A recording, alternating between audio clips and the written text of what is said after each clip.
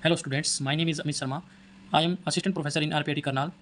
आज हम पढ़ेंगे न्यूरॉन और उसके स्ट्रक्चर के बारे में। न्यूरॉन क्या है? Neuron is a structural and functional unit of nervous system.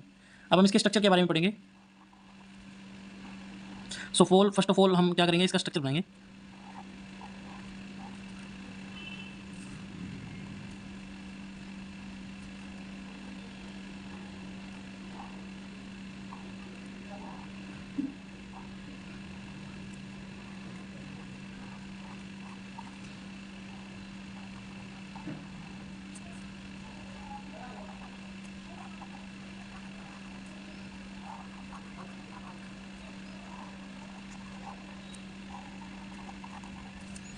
अब हम इसकी नेमिंग करेंगे या फिर हम कह सकते हैं कि इसकी लेबलिंग करते हैं। तो ये जो पार्ट है हमारा, इसको हम कहेंगे cytoplasm. This part is known as cytoplasm. हमें पता है जैसे कि साइटोप्लाज्म के अंदर क्या होती है, हमारी सेल ऑर्गेनेलीज प्रेजेंट होती है। तो हम यहाँ पर सारी ऑर्गेनेलीज का डिस्कशन नहीं करेंगे। मेन जो ऑर्गेनेली है यहाँ पर वो हमारी RER है, उसके बारे में हम डिस्कशन करेंगे। ये क्या है हमारी RER? RER का मतलब होता है रफ एंडोप्लाज्मिक रेटिकुलम। और RER रफ क्यों होती है?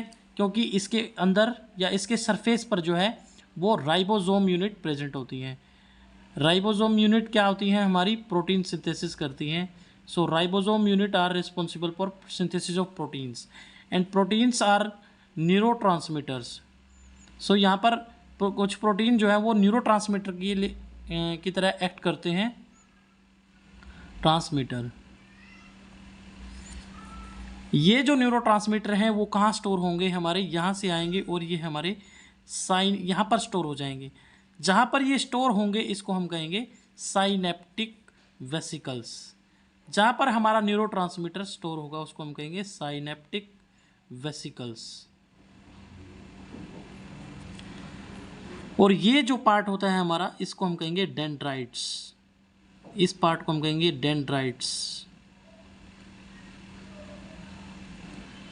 डेंड्राइट्स जो है वो सेंट्रल पार्ट्स, ये हमारा सेंट्रल पार्ट है। इससे जो है ब्रांच्ड जो हमारी ब्रांचेस निकलती हैं वो क्या है? हमारी डेंड्राइट्स है, सेंट्रल पार्ट से। और जो एक नीचे की तरफ एक ब्रांच निकलती है उसको हम कहेंगे एक्सोन पार्ट। सो इस पूरे पार्ट को हम कहेंगे सेल बॉडी।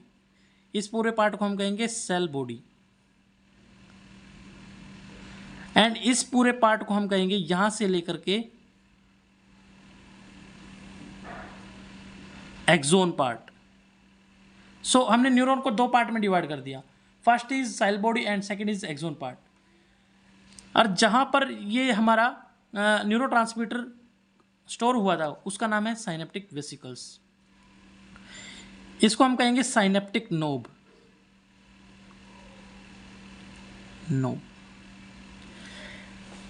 अब कुछ न्यूरॉन ऐसी होती हैं जो माइलिनेटेड होती हैं और कुछ न्यूरॉन ऐसी होती हैं जो नॉन माइलिनेटेड होती हैं। अब हम पढ़ेंगे माइलिनेटेड न्यूरॉन के बारे में।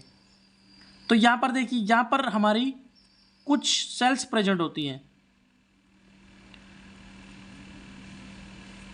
ये सेल्स जो है न्यूरोग्लायल सेल होती हैं, इनको हम न्यूरोग्लायल सेल कहते हैं। और इसमें ये जो न्यूरोग्लायल सेल होती है, ये जो लेयर बनाएगी वो है स्वान सेल। स्वान सेल इसके अंदर लेयर बनाती है। और इस स्वान सेल के अंदर क्या होगा? हमारा फ्लूइड जो है प्रोड्यूस होगा। और इस फ्लूइड का जो कलर है वो वाइट कलर का होगा। सो ये जो वाइट कलर का फ्लूइड है वो क्या बनाएगा? यहाँ पर माइलिन शीट बनाएगा। माइलिन शीट, ये माइलिन शीट जो है वो एक्ट एज इंसुलेटर का काम करती है। तो ये इंसुलेटर का काम करेगी यहाँ पर माइलिन शीट।